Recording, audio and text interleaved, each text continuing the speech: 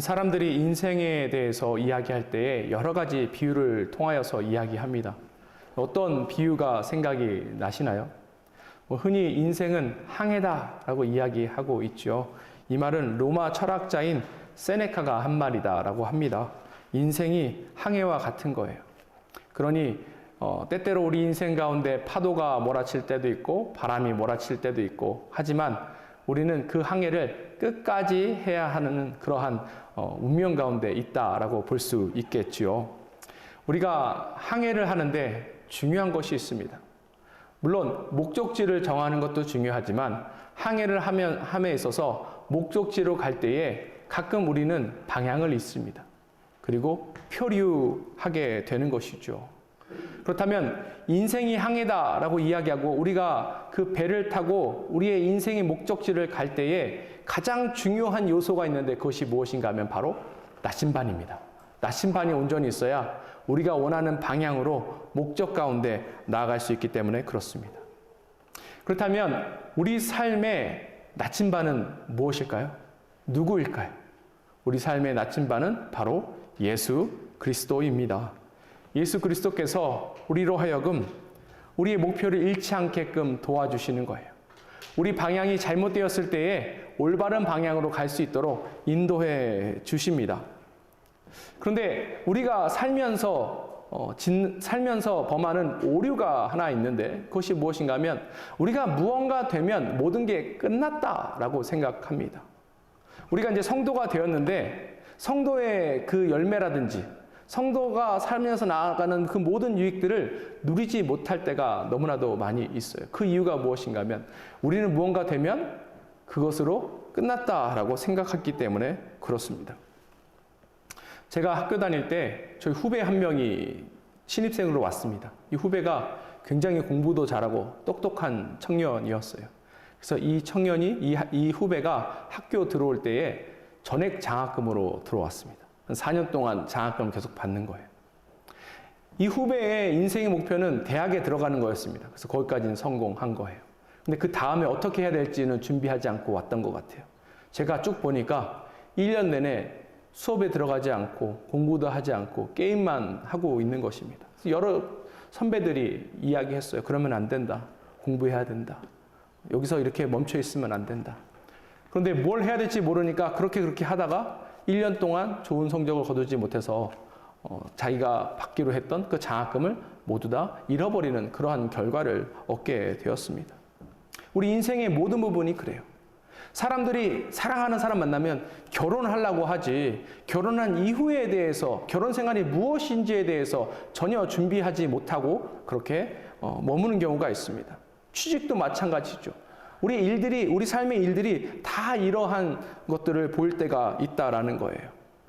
오늘 본문은 부활 이후에 예수님께서 부활하신 이후에 제자들을 다시 만나서 제자들에게 어떠한 것들을 권면하는 그런 본문입니다.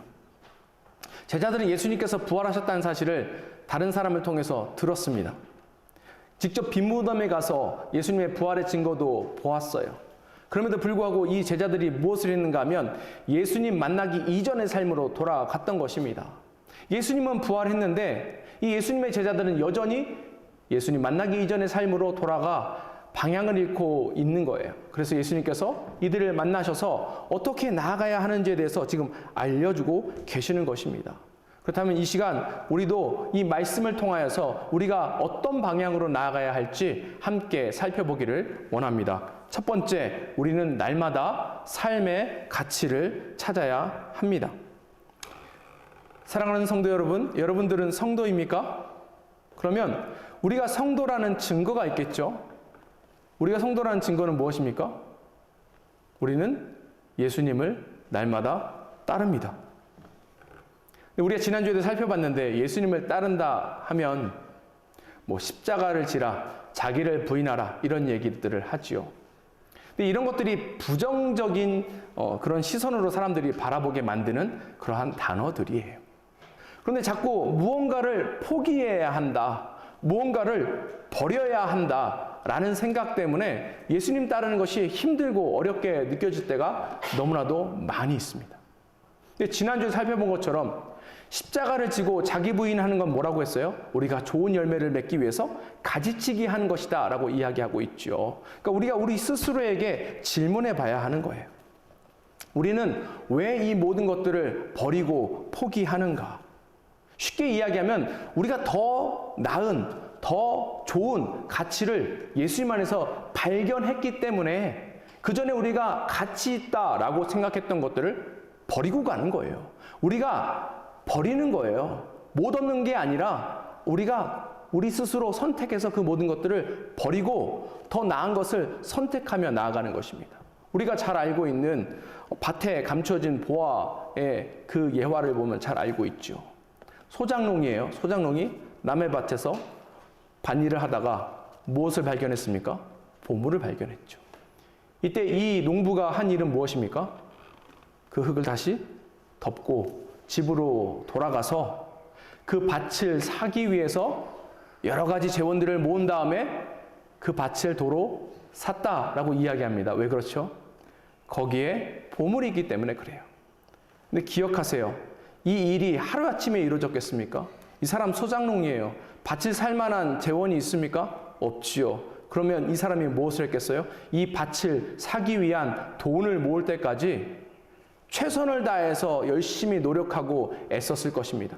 그가 즐기려고 했던 것, 그가 좋아하는 것들, 그의 취미들, 그의 여가 생활들, 이 모든 것들 다 단념하고 버리고 포기했을 거예요. 왜요? 여기에 더 나은 가치가 있기 때문에 그렇습니다. 우리 삶이 이와 같아야 한다는 거예요. 근데 문제는 무엇인가 하면 우리가 예수 그리스도 안에 보물이 있고 가치가 있는 것을 인정합니다. 그리고 경험했어요.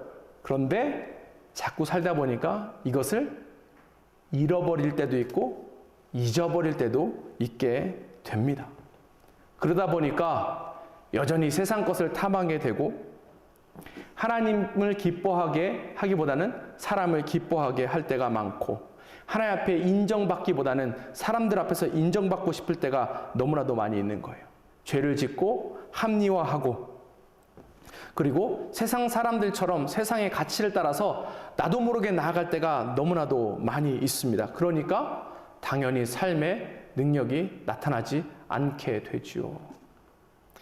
예수님을 쫓는 무리들이 많이 있었습니다.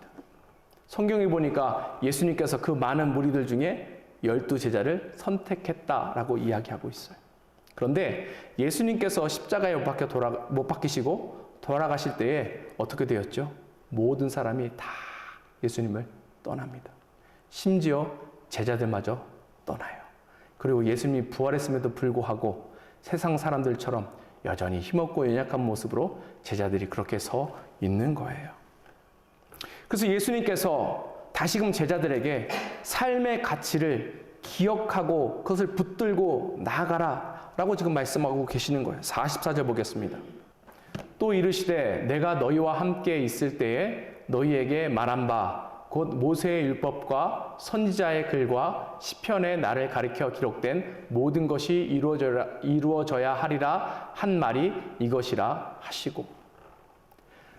지금 예수님께서 말씀하신 것은 무엇인가 하면 그 당시에 있던 구약 성경 전체가 결국 누구를 향해 있다는 것입니까? 예수님을 향해 있다라고 이야기하고 있어요.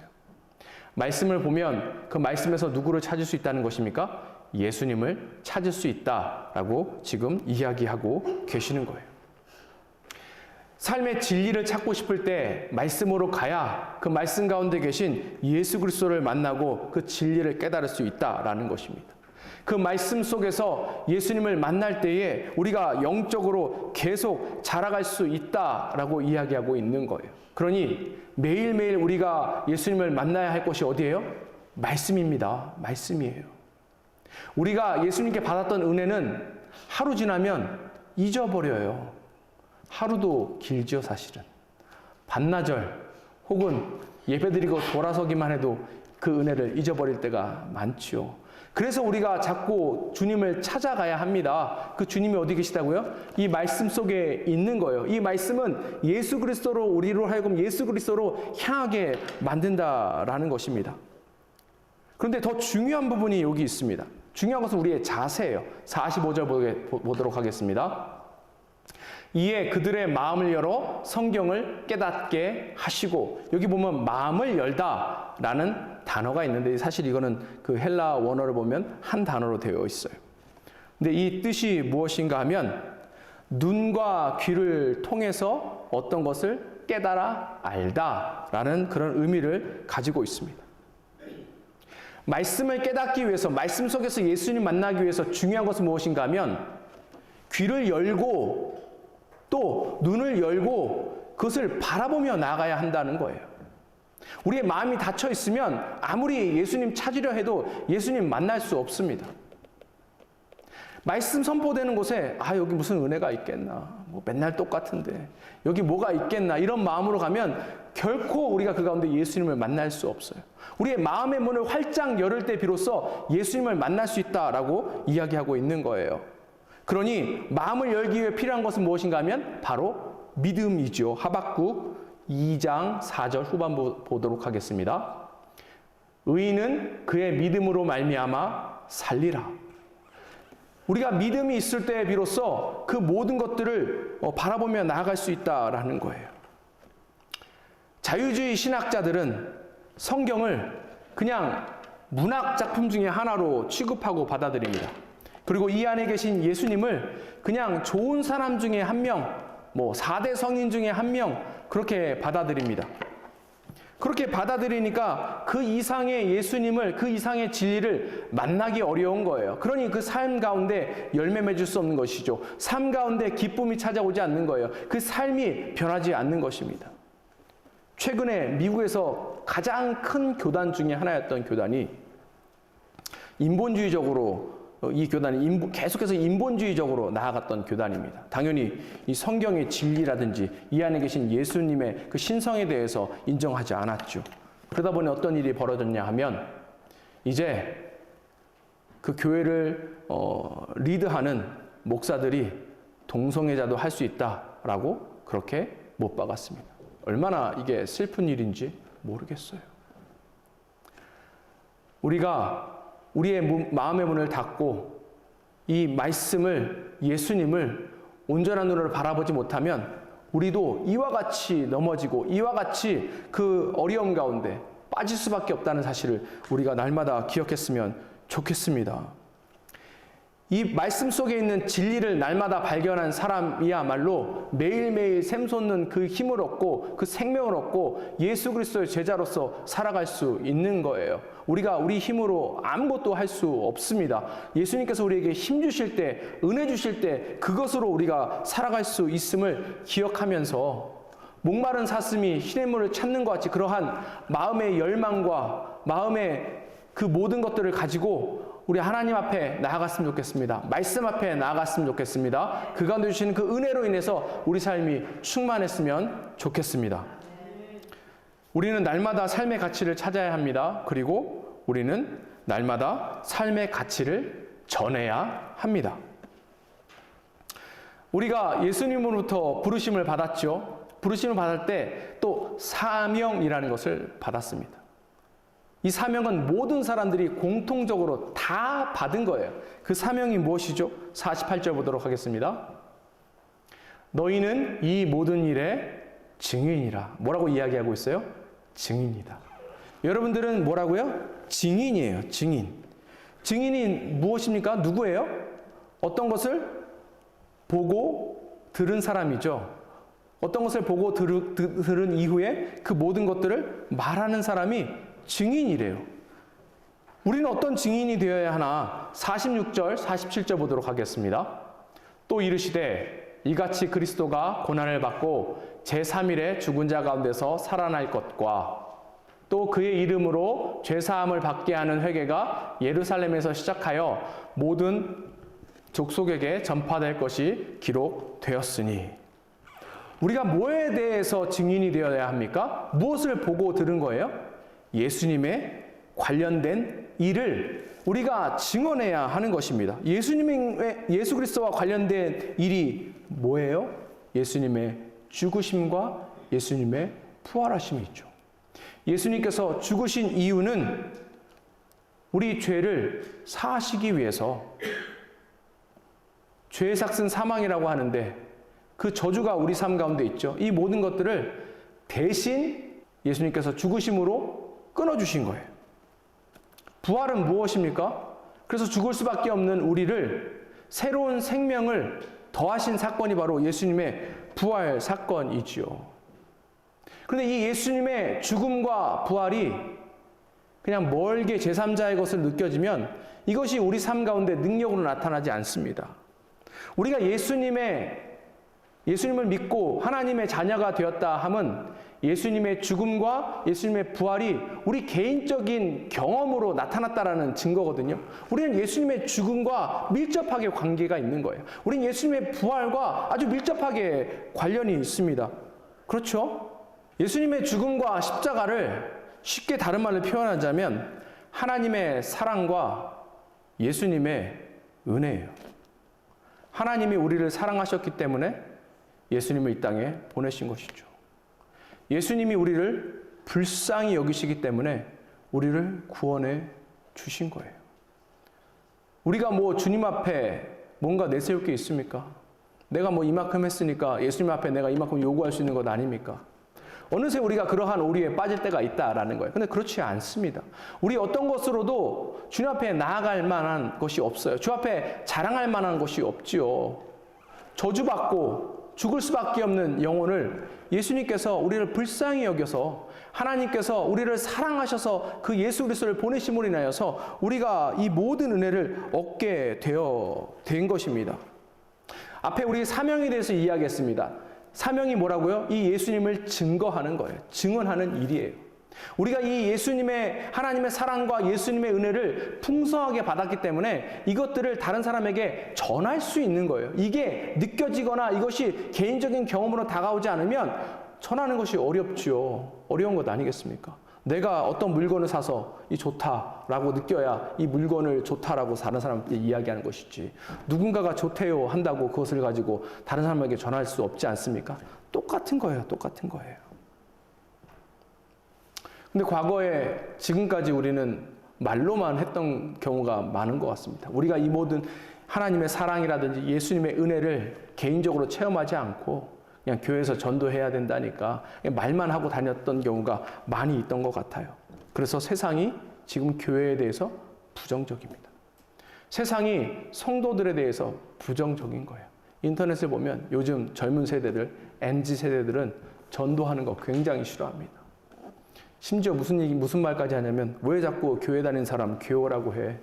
누구 데려오면 그 사람의 인센티브 있는 거 아니야? 이렇게 이야기할 정도입니다. 차라리 신천지가 더 낫다. 거긴 싫다 그러면 더 이상 안 온다. 이렇게 이야기할 정도가 되었다는 거예요.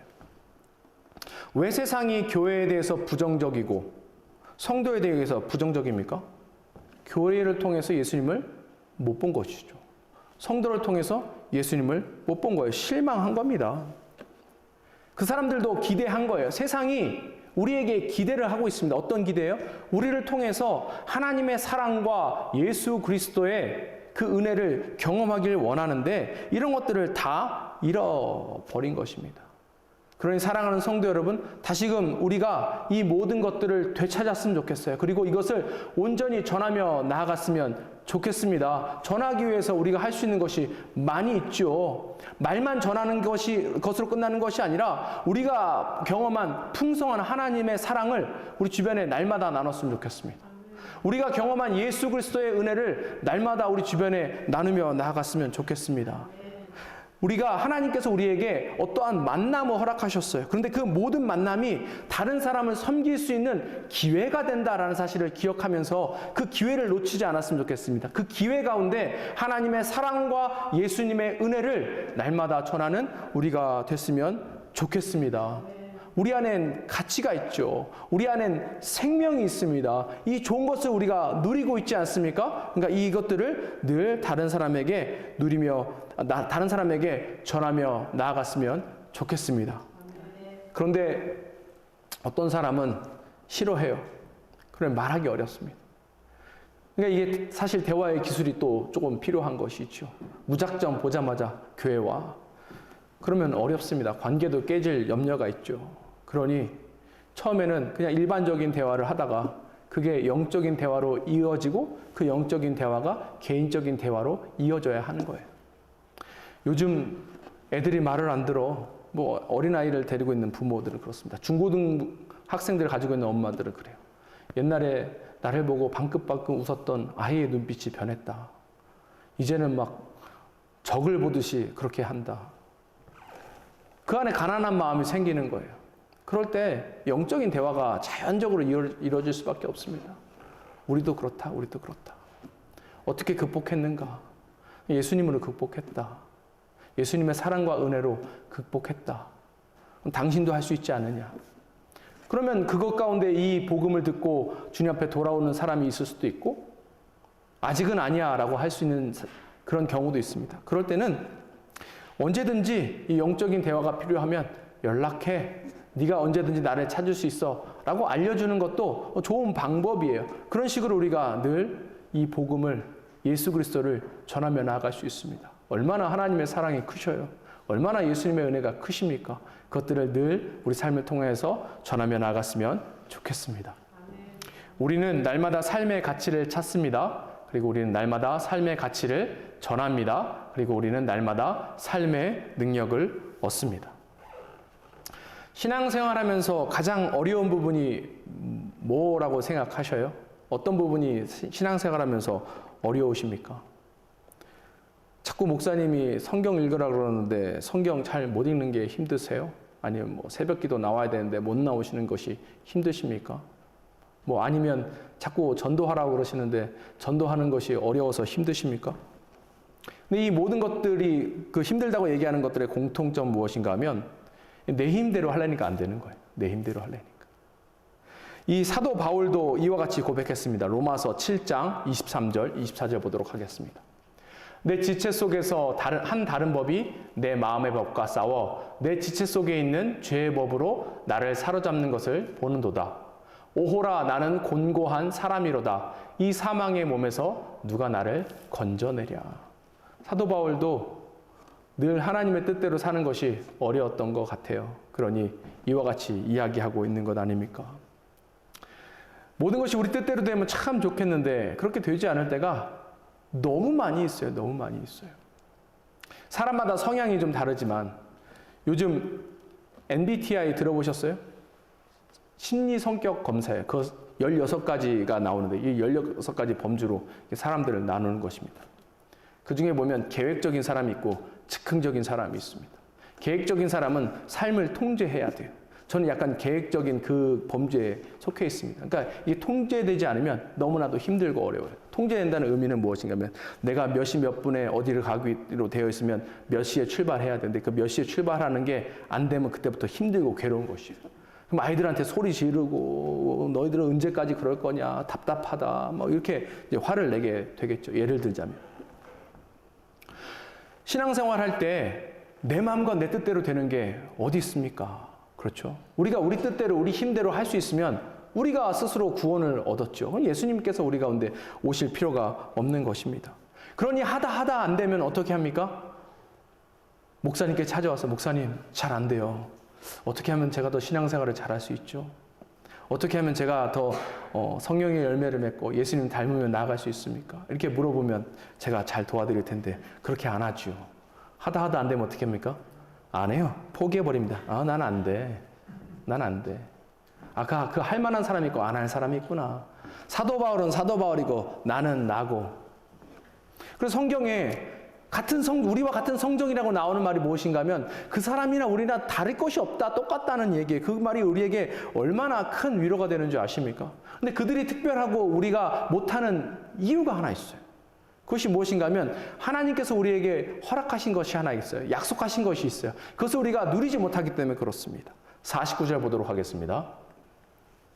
볼지어다 내가 내 아버지께 약속하신 것을 너희에게 보내리니 너희는 위로부터 능력으로 입혀질 때까지 이 성에 머물라 하시니라. 지금 예수님께서 제자들에게 날마다 예수님을 발견하고 그 안에 있는 가치를 찾고 나아가야 된다 이야기하시고 또 그 가치를 온전히 나눠야 된다라고 이야기하시는데 아직 너희들은 그런 것 못해 라고 이야기하시는 거예요. 그런데 너희가 할 수 있을 때가 찾아온다라는 거예요. 하늘로부터 능력이 내려오면 할 수 있다라는 거예요. 이 하늘로부터 내려오는 능력이 무엇입니까? 성령이에요, 성령. 성령의 능력이 임하게 되면 이 제자들의 삶도 변할 수 있다는 거예요. 성령의 능력이 우리 삶 가운데 임하게 되면 우리 삶이 변하게 된다라는 것입니다. 이 모든 것들을 할 수 있다라는 거예요. 사도행전 1장 8절에 이 성령의 능력에 대해서 설명하고 있죠. 함께 보도록 하겠습니다. 오직 성령이 너희에게 임하시면 너희가 권능을 받고 예루살렘과 온 유대와 사마리아와 땅끝까지 이르러 내 증인이 되리라 하시니라. 우리의 사명이 뭐라고 했어요? 증인이에요. 근데 이 증인이 되는 것은 무엇 때문에 될 수 있다고 이야기하고 있습니까? 성령이 임해서 그 권능을 받을 때. 이 권능이라는 단어는 다이너마이트라는 단어와 그 어원이 같아요. 그 폭발적인 능력이 성령님께서 우리에게 주신다는 거예요. 그럴 때 우리가 증인이 될 수 있습니다. 증인의 삶 어렵고 힘들죠. 맞아요. 여기 보면 예루살렘과 유다에 갈 수 있다라고 이야기해요. 예루살렘과 유다는 나를 싫어하는 곳입니다. 나를 미워하는 곳이에요. 그런데 그곳에서 증인이 될 수 있어요. 사마리아와 땅끝까지 가는 것은 내가 싫어하는 곳입니다. 내가 미워하는 곳이에요. 그런데 그곳까지 성령의 능력이 임하면 갈 수 있다라고 이야기하고 있는 것입니다. 성경에 베드로 나와 있죠. 이 베드로 얼마나 인간적인지 모르겠습니다. 자기가 다 할 수 있을 것처럼 하지만 그 다음에 꼬꾸라지고 넘어져요. 마지막에 베드로가 모든 사람이 주를 떠날지언정 나는 주님을 떠나지 않습니다 라고 이야기하니까 주변에 있는 다른 제자들이 아이고 너만 할 수 있어? 나도 할 수 있어. 그래서 다 한다고 했는데 예수님께서 잡히시니까 어떻게 합니까? 다 도망가죠. 베드로도 네가 예수님의 제자냐라고 물어봤을 때 아니다 라고 3번이나 부인했어요. 근데 그게 정말 위급한 상황에서 사형장 앞에서 한 이야기가 아니에요. 로마 군인의 칼 앞에서 한 얘기가 아니에요. 조그마한 여자 종이 베드로에게 그것을 물어봤을 때 베드로가 부인할 정도로 굉장히 겁쟁이고 굉장히 유약했던 사람입니다. 예수님 부활하신 것 알아도 빈무덤에 들어가서 예수님 부활하셨다는 증거를 봐도 난 다시 갈릴리로 가야겠다. 갔어요. 그러니 다른 제자들도 따라서 갈릴리로 갑니다.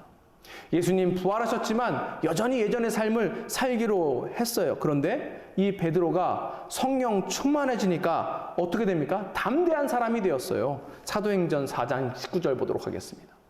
베드로와 요한이 대답하여 이르되 하나님 앞에서 너희 말을 듣는 것이 하나님의 말씀을 듣는 것보다 옳은가 판단하라. 이 이야기는 무엇인가 하면 베드로와 요한이 성전에서 다리 못 쓰는 사람을 일으키는 사건이 일어났습니다. 수많은 사람들이 다가왔죠. 그 가운데 복음 전했어요. 그러니까 그 안에 있던 종교 지도자들이 이 모든 현상을 두려워해서 베드로와 요한을 불러가지고 지금 겁주고 있는 거예요. 겁주고 있는 거예요. 뭐 성경이니까 점잖게 나왔지만 속된 말로 이야기하면 너 죽어, 너 가만 안 둬, 너 니네 스승처럼 만들 거야 라고 이야기했는데 그때 베드로가 어떻게 해요? 너희 말을 듣는 것이 하나님 말씀 듣는 것보다 옳은가 판단하라. 무슨 얘기입니까? 나는 당신들의 얘기가 전혀 두렵지 않아. 나는 하나님 섬기는 사람이야. 어떻게 이렇게 될 수 있었어요? 성령 충만해서 그렇게 될 수 있었던 것이죠. 우리가 성령 충만을 구해야 합니다. 성령 충만이 우리에게 주어질 것이에요. 이게 모든 것이 예수님의 약속이기 때문에 그렇습니다. 성령 충만하기 위해서 무엇을 해야 되냐면 첫 번째 그래서 우리가 회개해야 돼요. 우리가 죄 가운데 있다면 성령님께서 우리와 함께 할 수 없습니다. 왜요? 성령은 하나님의 영이잖아요. 하나님은 죄와 양립할 수 없습니다. 우리 가운데 있는 더러운 것들 회개하며 나가야 되고 두 번째 더 중요한 것인데 그것이 무엇인가 하면 구해야 해요. 마태복음 7장 11절 보도록 하겠습니다. 너희가 악한 자라도 좋은 것으로 자식에게 줄 줄 알거든 하물며 하늘에 계신 너희 아버지께서 구하는 자에게 좋은 것으로 주시지 않겠느냐. 우리가 하나님 앞에 기도할 때에 그 기도 응답을 받는다는 그 약속을 이 말씀을 통해서 얘기할 때가 있습니다. 하나님께서 구하면 좋은 거 주신다고 했잖아요. 그래서 하나님 앞에 구합니다 라고 이야기해요. 근데 이 좋은 것이 무엇일까요? 하나님께서 좋은 거 주신대요. 근데 이 좋은 것이 무엇이에요? 이 동일한 본문이 누가복음 11장 13절에 나와 있습니다. 함께 보도록 하겠습니다. 너희가 악할지라도 좋은 것을 자식에게 줄 줄 알거든 하물며 너희 하늘 아버지께서 구하는 자에게 성령을 주시지 않겠느냐 하시니라. 마태복음에서 나오는 좋은 것이 누가복음에서는 뭐라고 이야기하고 있어요? 성령이 좋은 것이에요. 구하는 자에게 성령을 주신다는 것입니다. 사랑하는 성도 여러분, 우리는 얼만큼 성령 충만을 구합니까? 한번 되돌아봤으면 좋겠어요. 하나님, 나 이거 안 돼서 힘들고 어려워요. 이거 도와주세요.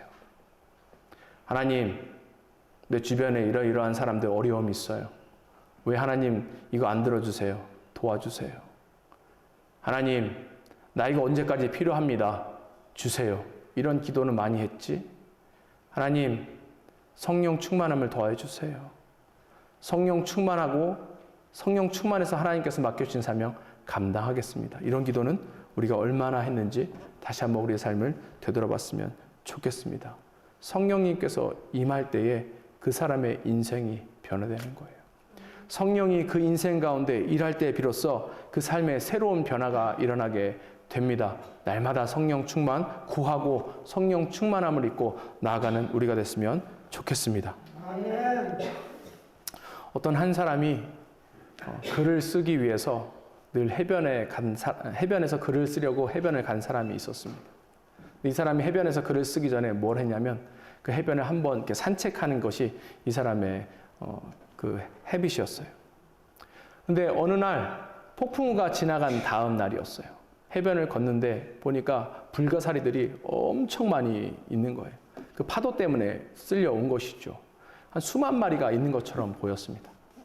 근데 그때 저쪽 끝에서 어떤 꼬마애가 그 사람에게 이제 다가오고 있는데 조금 걷다가 허리를 굽히고 조금 걷다가 허리를 굽히고 조금 걷다가 허리를 굽히고 그러면서 그 사람 데까지 오는 거예요. 뭐 하는지 궁금했는데 그 소년이 올 때까지 못 물어보고 있었어요. 소년이 왔을 때 물어봤습니다. 지금 너 뭐 하고 있니? 뭐 하고 있니? 물어봤어요.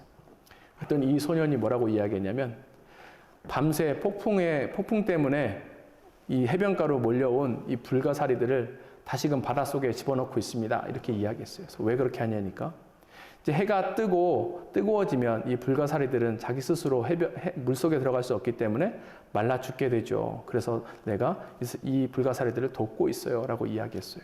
그때 이 사람이 뭐라고 이야기했냐면 야, 지금 수만 마리가 있는데 네가 그렇게 하는 게 뭔 큰 차이가 있겠느냐라고 이야기했습니다. 그때 이 소년이 아무 말도 하지 않고 또 다른 불가사리를 집어서 바다에 던지면서 이렇게 이야기했어요. 내가 하는 일이 별로 큰 차이를 보이지 않을지 모르지만 내가 지금 던진 이 불가사리에게는 엄청난 차이를 주었습니다. 라고 이야기했다라고 합니다. 우리가 은혜로 구원받았어요. 우리가 은혜를 입고 매일매일 살아갑니다. 우리 삶에 은혜가 풍성해요. 근데 과연 이것들을 하나님께서 우리 혼자 누리라고 주셨는가? 아니죠. 함께 이 모든 것들을 누리고 나아가기 위해서 하나님께서 이 모든 것들을 우리에게 허락하신 거예요.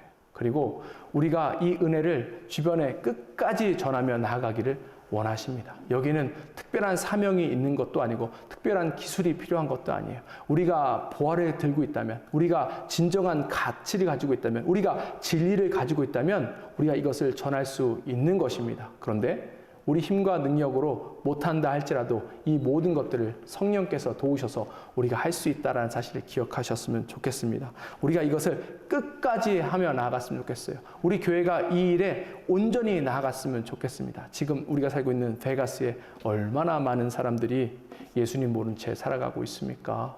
어쩌면 우리 교회를 이곳에 세우신 이유가, 우리를 이곳에 성도로 하나님께서 불러주신 이유가